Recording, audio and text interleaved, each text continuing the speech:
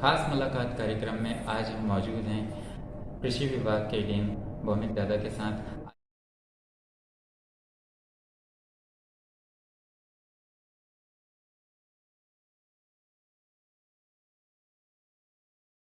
आइए बात करते हैं कि इनके जीवन काल में अभी तक कौन कौन सी ऐसी जानकारी हैं जो कि आगे बच्चों को उनको प्रेरणादायक रहेंगी। जी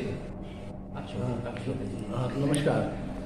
ये मैं करीब 65 वर्ष का हो रहा हूँ और मैंने यहाँ 11 अक्टूबर 1979 में कृषि विश्वविद्यालय जवाहरलाल नेहरू में बालाघाट मुरझड़ फार्म में अपनी नौकरी शुरू की। मैंने यहीं से कीटशास्त्र विभाग में एमएससी की, फिर रानी दुर्गावती से मैंने पीएचडी किया और उसके बाद मेरा पूरा अधिकतर समय किसानों के बीच में उनके खेतों में ही बीता, जो मेरे लिए निश्चित ही एक बहुत सुखद अनुभव है। मैं बालाघाट, नरसिंहपुर, सिवनी, मंडला, डिंडोरी, कटनी और जो आसपास के और भी अन्य जिले हैं, सारे जगहों पे मैंने काम किया और निश्चित तौर पर मेरी एक अलग ही मैंने यहाँ पहचान बनाई किसानों के बीच में। वैसे तो मैं पौध संरक्षण का विशेषज्ञ था, पर हमने बहुत ही अच्छा काम किया यहाँ। तो किसानों को काफ़ी तसल्ली होती है जब हमको वो देखते हैं, अभी भी वो आके हमसे मिलते रहते हैं। तो निश्चित तौर पर क्या है कि हम लोगों ने निस्वार्थ भाव से कृषकों के खेत में काम किया, जो एक हमारे लिए बहुत ही प्रेरणादायक रहा, ताकि उससे हम क्या किसानों से आत्मीयता से जुड़े हम और वो हमको बहुत प्यार करते हैं। और आज भी हमें जहाँ जहाँ हमने काम किया वो किसान हमसे संपर्क में है। तो ये तो मेरे विस्तार कार्यकर्ताओं में रहा। फिर मैंने पढ़ाई में भी क्या है कि टीचिंग किया। टीचिंग में मैं यहाँ करीब 16 वर्ष यहाँ मैंने छात्रावास अधीक्षक के रूप में काम किया। वहाँ पे भी विद्यार्थियों को मैंने एक अलग पहचान दी और इस कृषि महाविद्यालय में मैंने टोटली 0% रैगिंग कर दी। मैंने इस प्रकार मोटिवेट किया और प्रथम वर्ष के छात्रों को अलग रखते थे और हम लोग जितने भी वार्डन थे दिन रात मेहनत करते थे। थोड़ा ही हमको संदेह हो, खबर मिले, हम तुरंत रात के 1 बजे 2 बजे दौड़ के आके हम बच्चों को बचाते थे, देखते थे। उसका परिणाम ये हुआ कि हमारे विश्वविद्यालय में अब रैगिंग का कोई भी प्रकरण नहीं होता और बच्चों को समझा के सब करके रखते थे। तो निश्चित तौर पर बच्चों के साथ काम करने में भी बहुत आनंद आता है और आपको काफ़ी इज्जत करते हैं।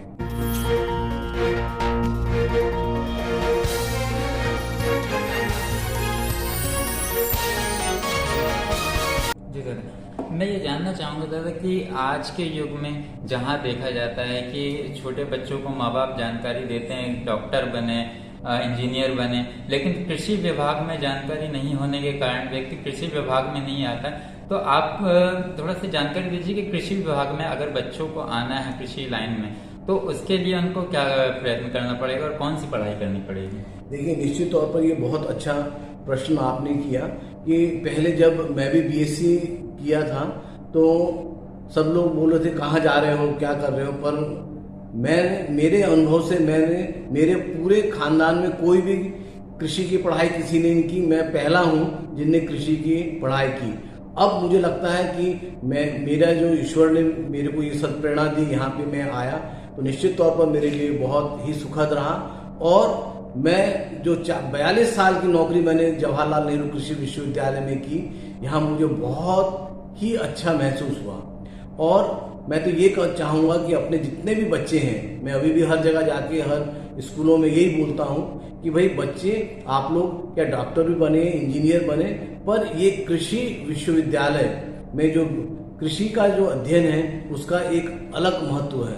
उसका क्या है कि कोई भी तोड़ नहीं है, क्योंकि क्या है कि यदि आप सिर्फ बीएससी एग्रीकल्चर कर लेते हैं तो इसके लिए आपको क्या है बैंकों में, प्राइवेट कंपनियों में और ना जाने हर जगह, कृषि विभाग में तो है ही, और दूसरे सब जगह में भी आपको नौकरी आरक्षित रहती है। दादा ये कितने साल का कोर्स रहता है? ये बीएससी 4 वर्ष का कोर्स है, और यदि आप आगे अध्ययन करना चाहते हैं तो एमएससी 2 वर्ष और लगते हैं, और 3 वर्ष पोस्ट ग्रेजुएट मैंने अपने पीएचडी के लिए लगते हैं। तो आप समझ लीजिए ये 4 और 6 और 3 9 साल में ये आप यहाँ कृषि में डॉक्टरेट उपाधि प्राप्त कर सकते हैं, और आपका पूरे संसार में कहीं पे भी नौकरी मिल सकती है।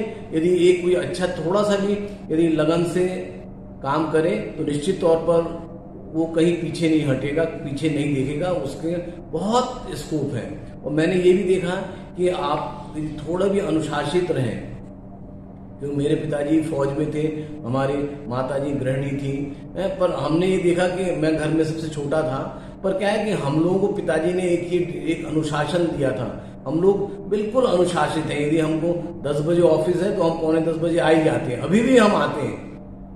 तो क्या है कि यदि आप कक्षा में भी, हमको याद है कि हम लोग 22 बच्चे यहाँ पे थे जब एमएससी कर रहे थे, तो 22 के 22 अपने उसमें विभागों में अच्छे से पढ़ते थे, और सारे जो शिक्षक लोग थे वो सारे हम लोगों को पसंद करते थे। इसीलिए करते थे कि हम लोग कभी कोई भी क्लास मिस नहीं करते थे, और समय के बहुत पाबंद थे। यदि मान लीजिए 7 बजे आना है तो हम लोग सब 7:05 या 10 मिनट पहले ही आके उपस्थित हो जाते थे, और सब अपना काम करते थे।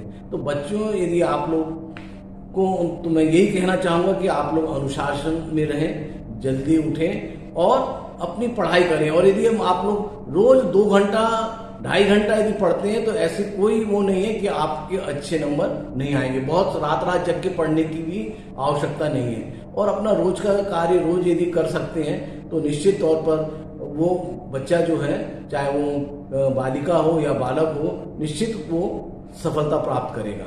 और मैं जैसे यहाँ हूँ तो मैंने भी कभी नहीं सोचा था कि मैं यहाँ अधिष्ठाता कृषि महाविद्यालय बन सकता हूँ, पर ईश्वर की कृपा थी। मैं कई साल विभाग अध्यक्ष कीटशास्त्र रहा, उसके बाद मुझे अधिष्ठाता कृषि महाविद्यालय का भी मौका मिला। तो मेरा क्या है कि मैं बहुत प्रसन्नचित हूँ अपने जीवन से कि ईश्वर पे मैं बहुत आस्था रखता हूँ, और मैं ईश्वर को धन्यवाद देता हूँ कि उन्होंने मुझे इस पद पर अग्रसित किया। और मैं आगे भी अपना जितना भी जीवन रहेगा मैं कृषि विभाग को और किसानों को समर्पित करूंगा, और जितनी भी समस्याएं हैं खेती में ये है तो मैं अभी भी जाता हूं, सबसे वो समस्या का समाधान करता हूं। आगे भी मैं ऐसा निःशुल्क करता रहूंगा। दादा मैं एक चीज और जानना चाह रहा था कि अभी आप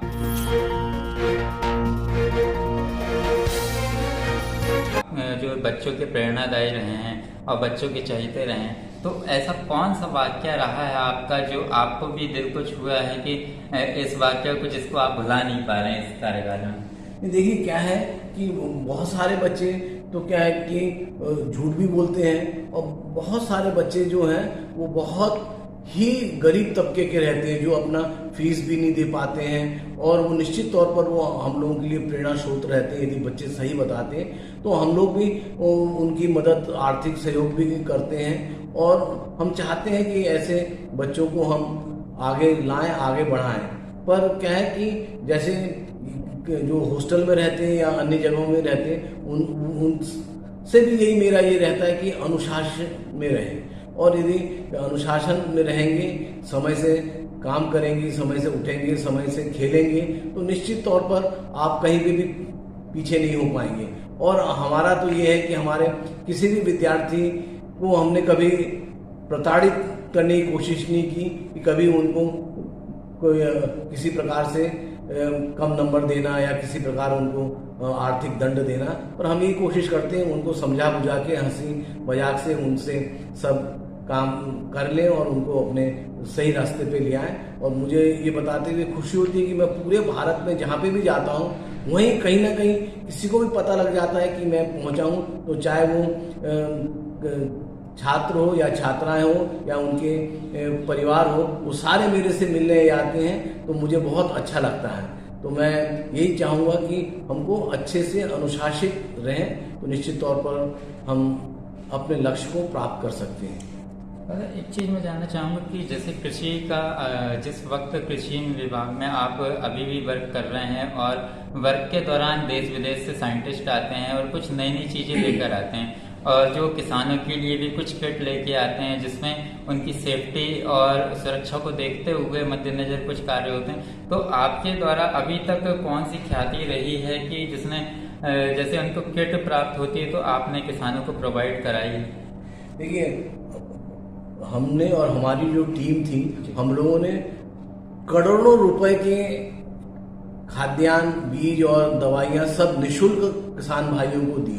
पर मुझे ये खुशी होती है कि आज तक कभी हम लोगों के ऊपर कोई लांछन नहीं लगा कि हमने या हमारे साथियों ने कोई गलत काम किया होगा, क्योंकि हम तो लैंडलेस लेबर है, हमारी खुद की कोई जमीन नहीं है। बहुत तरफ से ये रहता है कि भाई आप ये गलत दे दें, हमको अधिक कर दें, पर हम लोगों ने कभी भी ये इस प्रकार से काम नहीं किया कि हम ये सोचते थे कि भाई ये सरकार ने जब दिया है ये गरीब किसानों के लिए है तो उनको मिलना ही चाहिए। यदि उनका हक हम मार के हम उससे अपना पैसा बनाए तो उससे हमसे बड़ा कोई गद्दार देश का नहीं होगा और हमको ईश्वर कभी माफ नहीं करेगा। ये हम लोगों की हमेशा धारणा रही, तो हमने बिल्कुल ये काम किया।